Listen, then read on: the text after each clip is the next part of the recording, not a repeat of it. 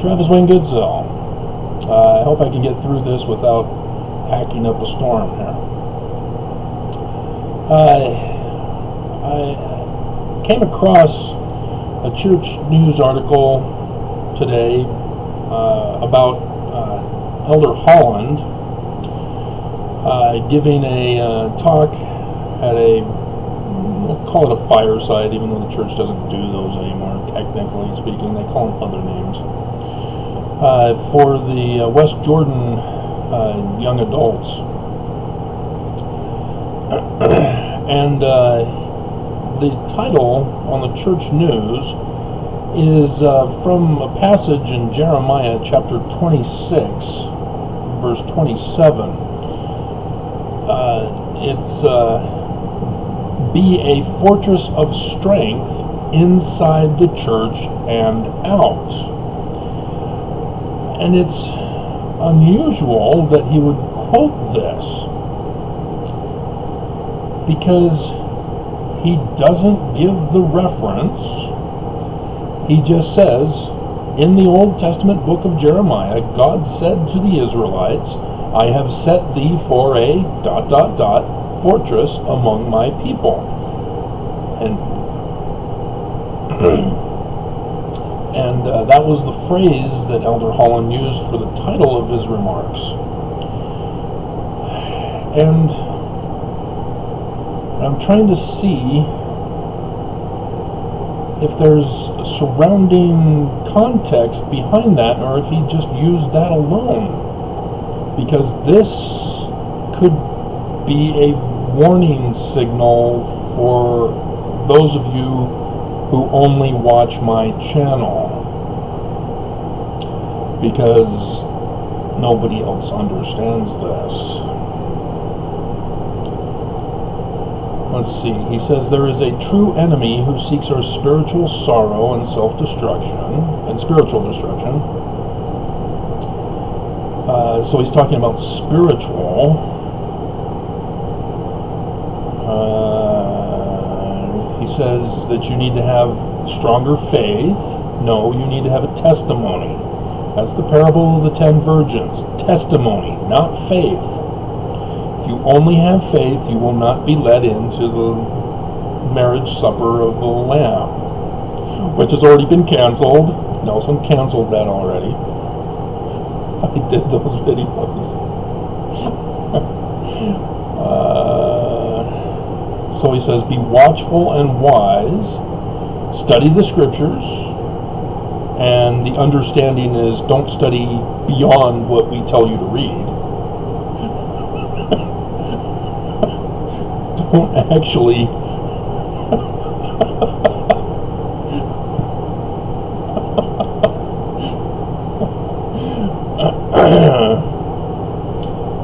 he says, listen to the voice of our prophet. So yeah, he's setting things up for what's coming. Interesting. When opposition is great, our faith and determination have to be even greater. No, you need to get knowledge. Dumbass. Quit being an anti-science and fallacy promoter. Face your doubts.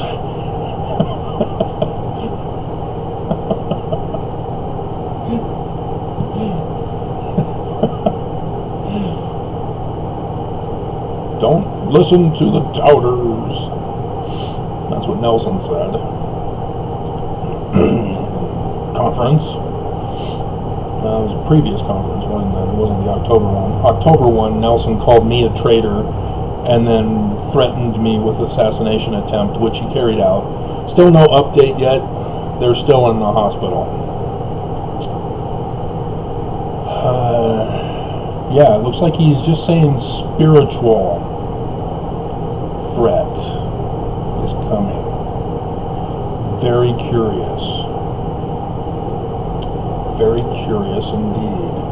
Alright, so let's give you the backstory of the scripture that he's refusing to tell the young people in the church out in West Jordan, is it?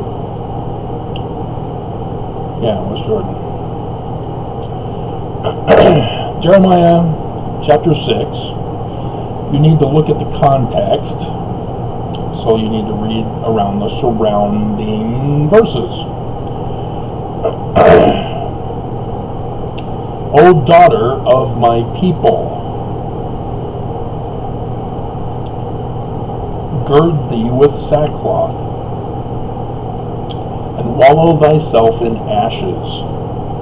Make thee mourning, not mourning as in sunrise, mourning as in sorrow. That's the sackcloth and ashes part. As for an only son. Did he just give another death threat?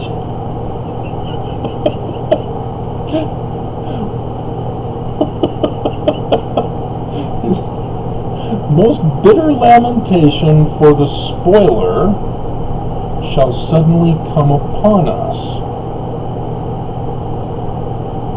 I have set for thee a tower and a fortress.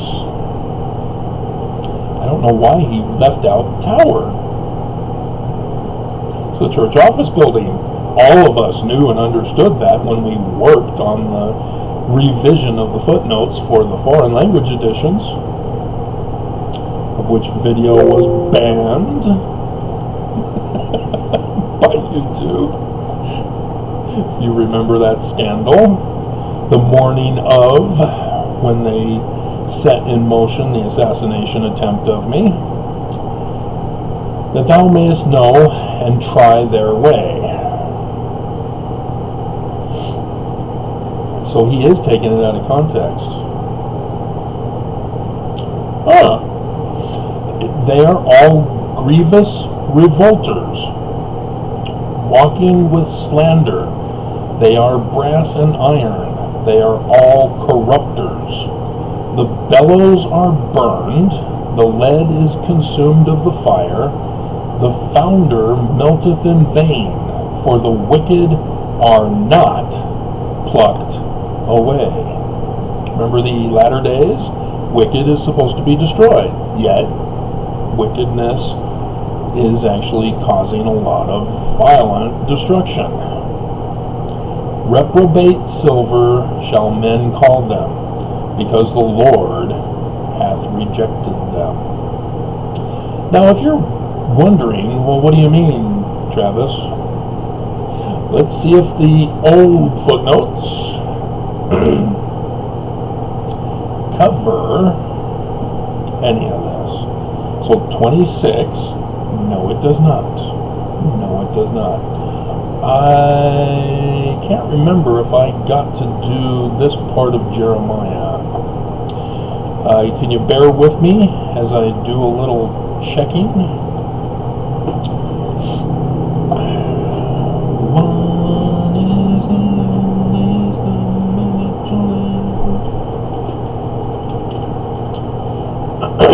Go to LDS Scriptures, and we need the Old Testament. Change it to Espanol, and then we go to Jeremiah.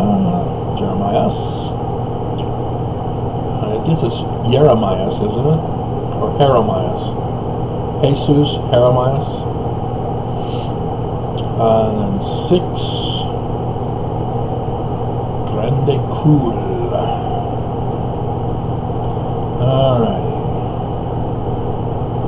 Okay, so here they have A. It's referring to Amos.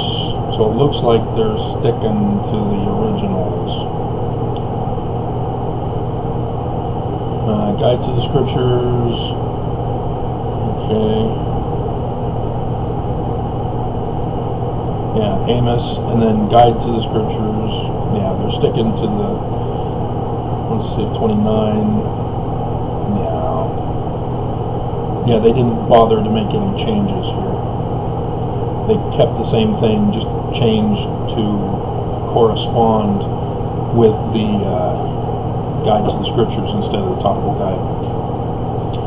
So they sort of left you hanging on this. it needs to have a footnote reference to Doctrine and Covenants, section 101, starting in verse 43. This is why I'm very curious about why he would do this last night, as we are coming upon Friday,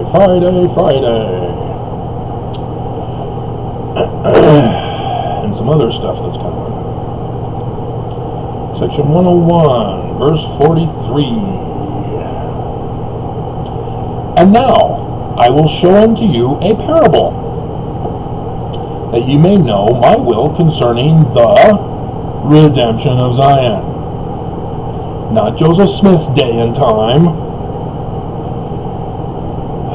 If you remember your manuals from the Sunday school lesson that you went to, instead of staying home and staying safe from the coronavirus, which the medical professionals have been begging and pleading from the beginning, so that we can get this under control.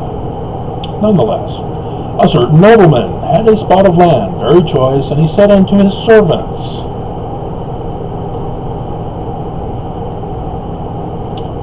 so the Christ is the nobleman.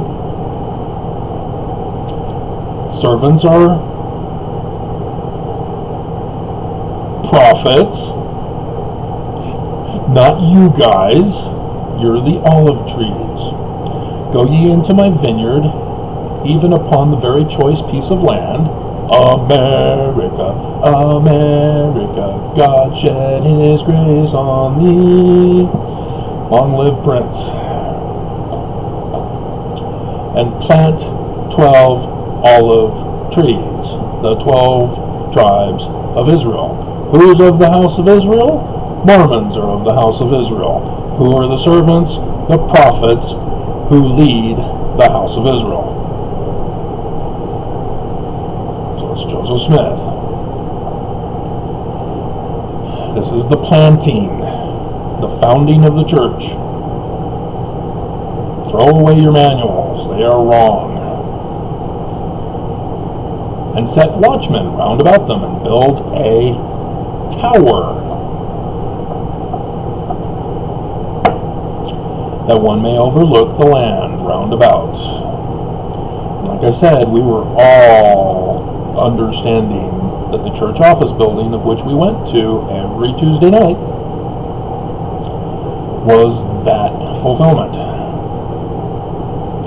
To be a watchman upon the tower, that mine olive trees may not be broken down when the enemy shall come to spoil and take upon themselves the fruit of my vineyard.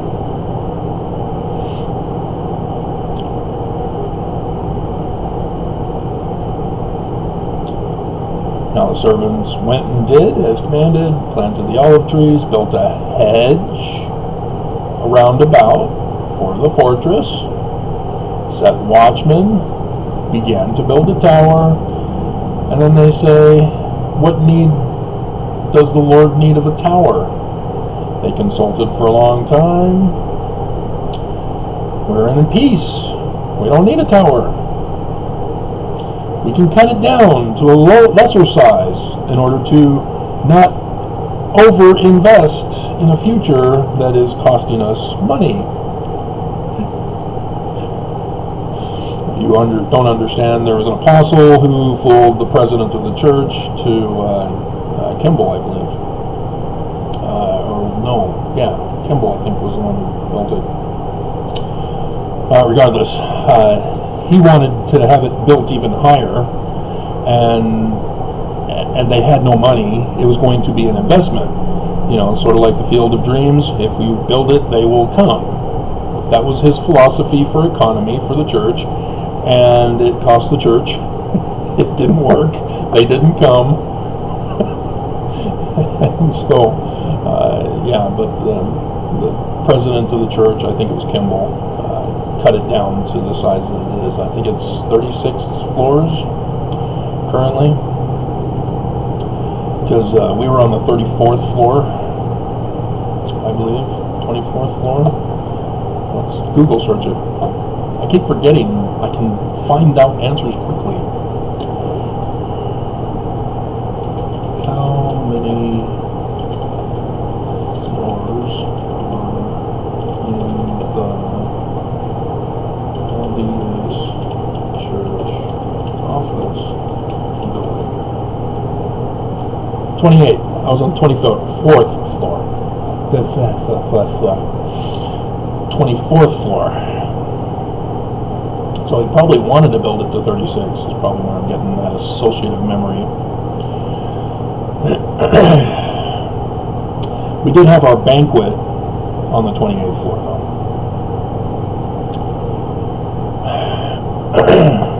All right, where were we?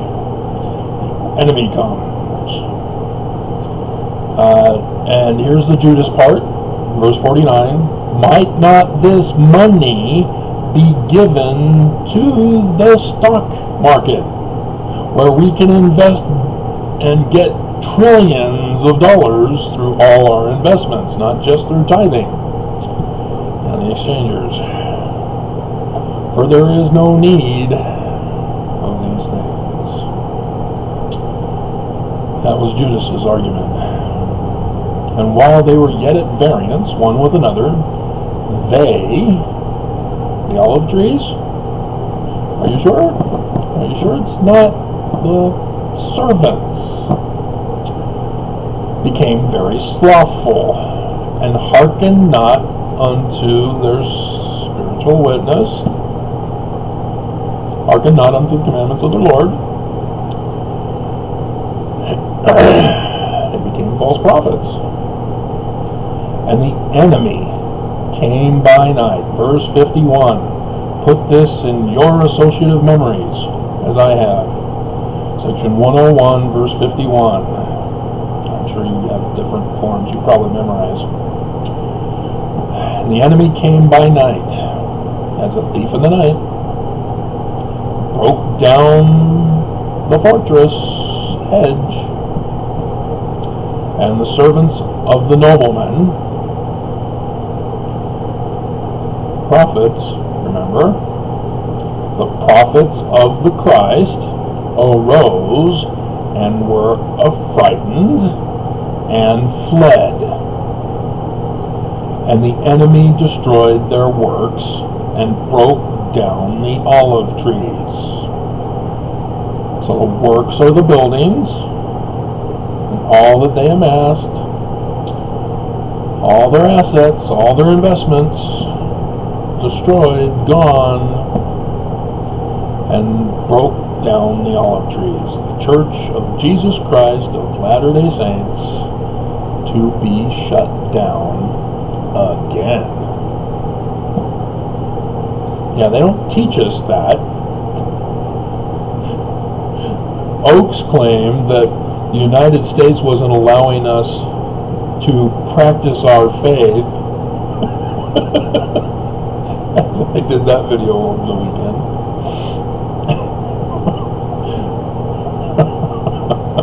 And so the Christ comes, latter days.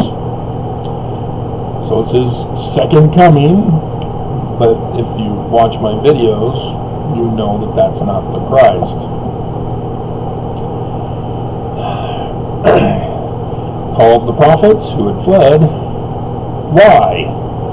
What is the cause of this great evil? Ought you have not to have done as I commanded you?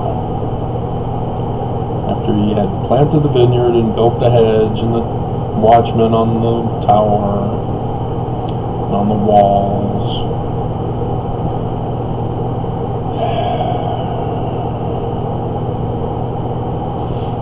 You could have saved my vineyard from the hands of the destroyer. And then the man like Moses, he said unto one of his servants, go and gather. That's the gathering. That's the man like Moses. That's 106:13. Shall we go over that? Or 103:16. 15. Behold, I say unto you, the redemption of Zion must needs come by power. Therefore I will raise up unto my people. Well, that's not Jesus. A man who shall lead them like as Moses led the children of Israel. Oh, there's that Israel thing. Yeah, Moses. Wasn't he the Christ of the Jews? The Jews have a Christ? And it's not Jesus? What?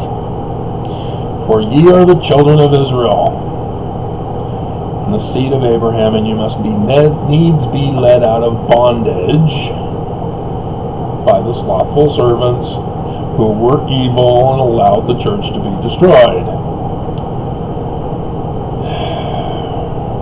Even so shall the redemption of Zion be.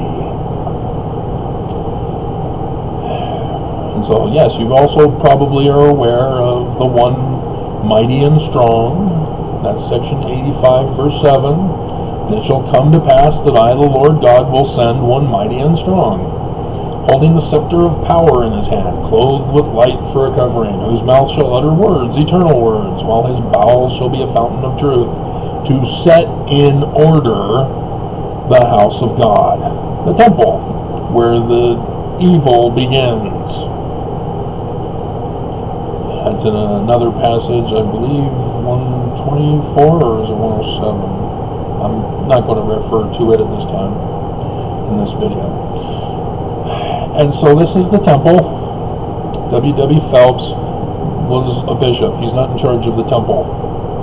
That's not his authority.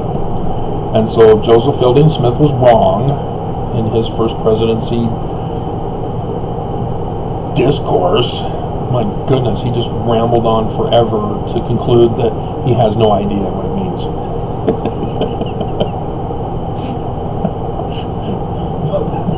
But he said that he is not verse 8.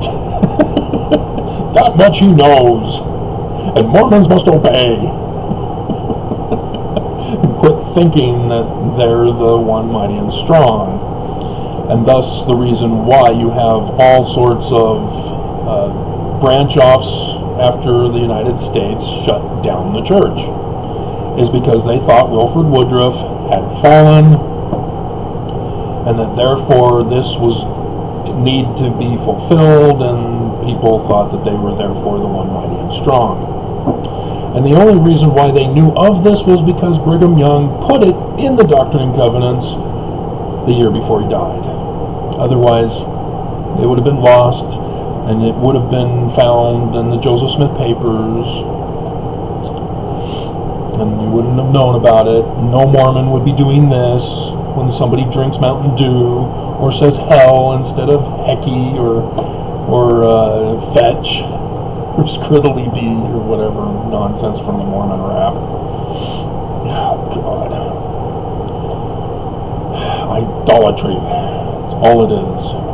So, yeah, where did Joseph Smith get this from? He's just making it up, right? You know, the first part I already showed you. He got it from Jeremiah.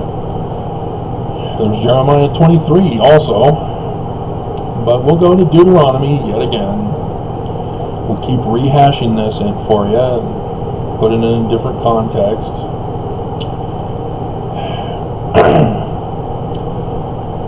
So verse 15, Deuteronomy 18, the Lord thy God will raise up unto thee a prophet from the midst of thee, of thy brethren, like unto me. Unto him ye shall hearken. Remember, this sort of sounds like Joseph Smith in that visit by Moroni? Because Joseph Smith is wrong when he called him Nephi, and so, you know, the church had to correct him.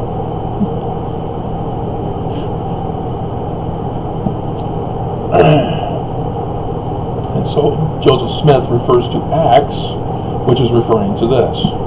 Because in Acts, there's a different word than I will require it of him. It's about destruction. Oh, but look, there's that other prophet.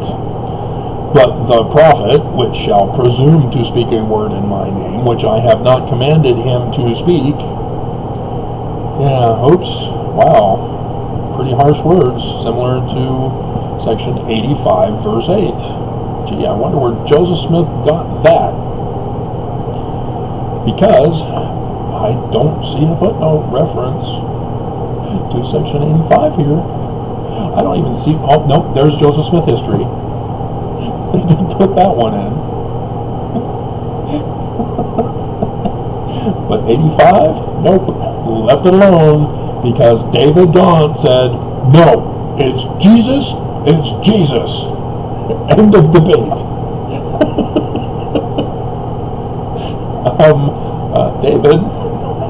David, shall I refer you to your initiatories, where you were washed and then anointed to become Amen? David.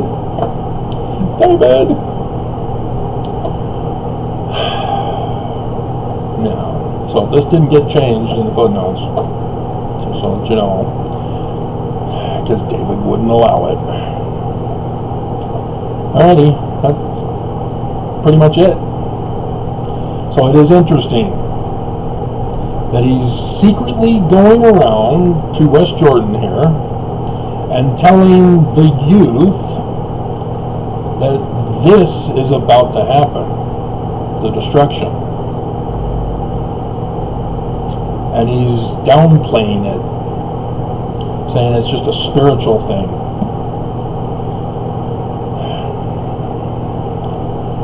That is very disturbing, because it's talking about the destruction of the church. That is very interesting. But the prophets have successfully convinced Mormons to not fulfill a number of Latter-day prophecies. And so maybe they're confident that they're going to, again, not have this one happen. And then it's going to take a different form. Or that they're planting the different form, and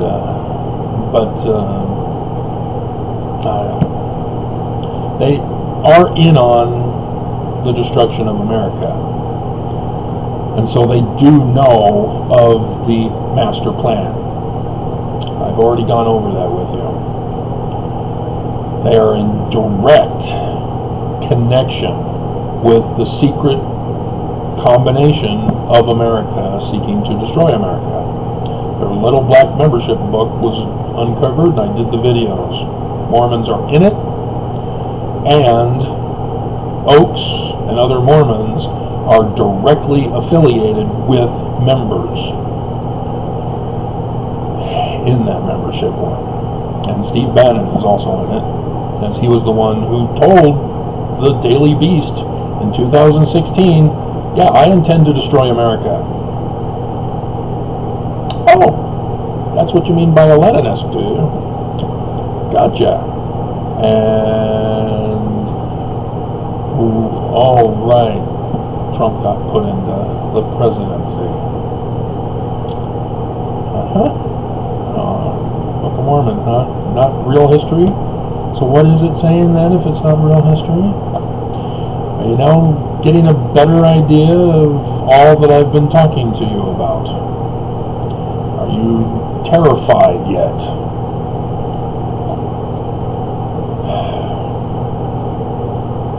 That is very interesting. Very interesting.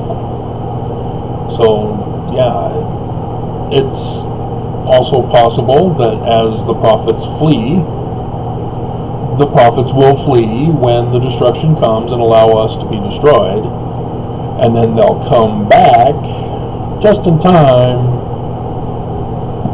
for their version of the marriage supper of the Lamb, where polygamy will replace the marriage supper of the Lamb. They changed the law of chastity, guys. Put all my videos together, and what do you got? Bibbidi bobbidi boo.